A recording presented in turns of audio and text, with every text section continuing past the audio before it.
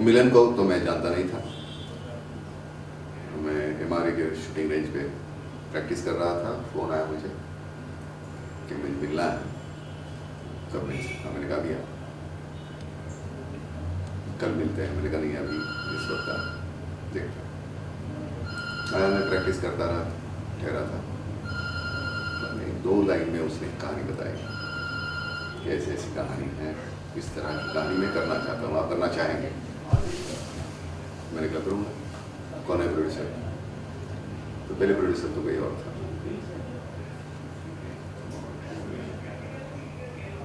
कई दिन मिला नहीं, फिर मैंने एक दिन फ़ोन किया। मैंने अरे क्या काम कर रहा है कि नहीं कर रहा है? नहीं सर कर रहे हैं, काम कर रहे हैं।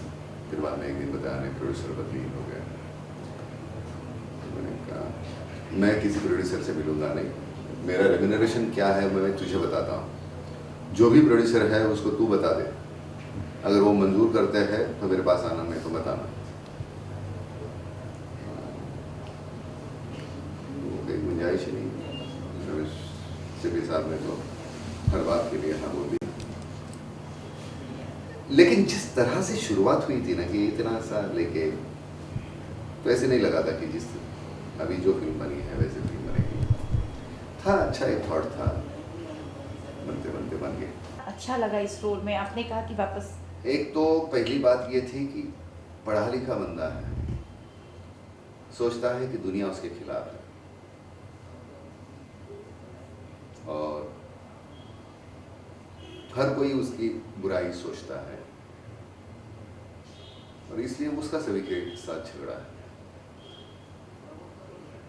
एक नौकरी में टिकता नहीं है, 10 साल में 30 नौकरियां की होगी उसने जॉब्स, सो इवेंचुअली ही जॉबलेस। और बीवी बच्चों को घर से निकलता है तो एक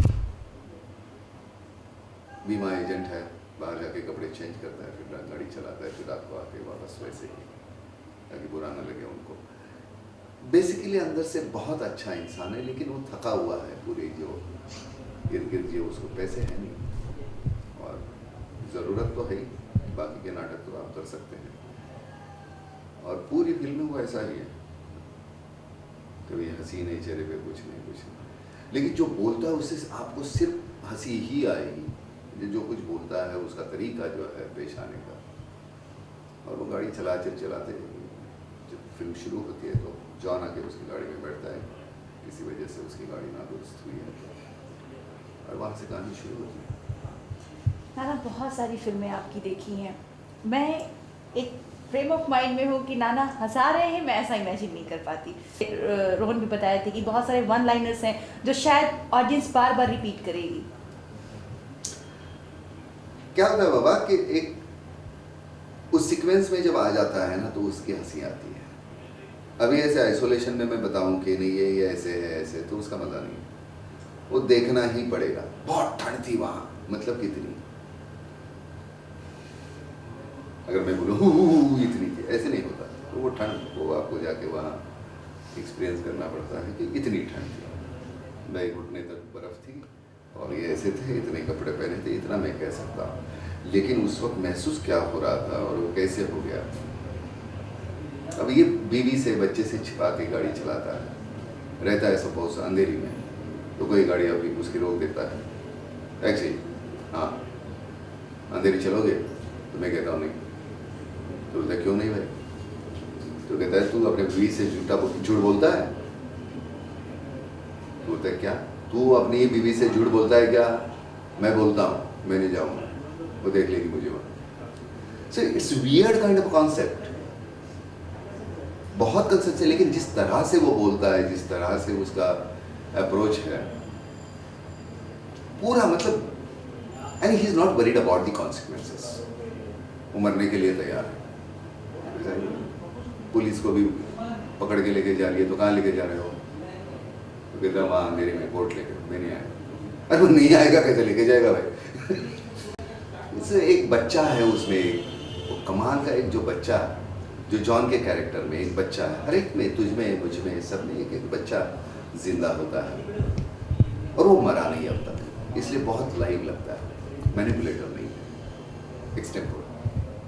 अपने को स्टार्स के बारे में बताएंगे। जॉन स्केर्ड हो गई थी जब आपने उन्हें तो वही तो सीन था, वो स्केर्ड हो गई तो क्या चाय लाइए लाओ, तो वो डरी थी, तो डराना तो था ही। उसका जो मियाँ है, वो मियाँ मतलब उसका जो बॉयफ्रेंड है, वो मुझे परेशान करता है और मैं उसके बदले में उसको परेशान करता हूँ। Just I am looking at her, obviously as it is my face is scary.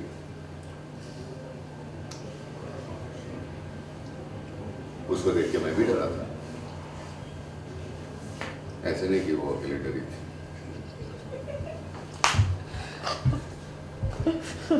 Shivaji Satam भी है इस फिल्म में।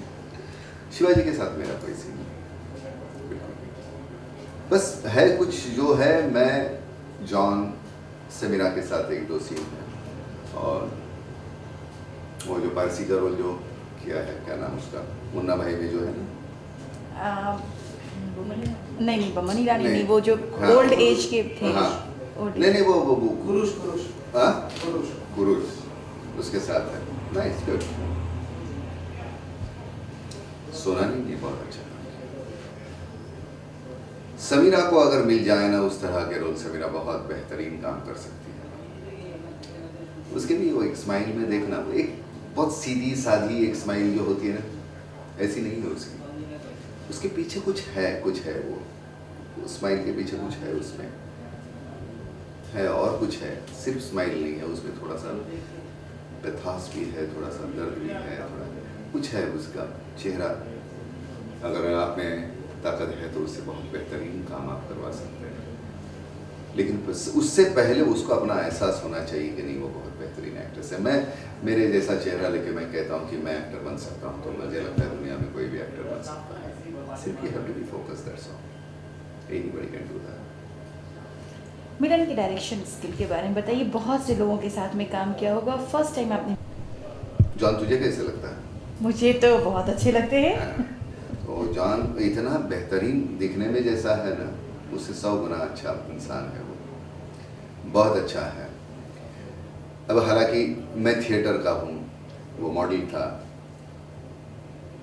मॉडल बाद में वो इसमें आया, फिल्म में आया, लेकिन यहाँ आने के बाद ऐसे नहीं लगता कि वो सिर्फ मॉडल था, वो कैसे परफॉर्म करेगा।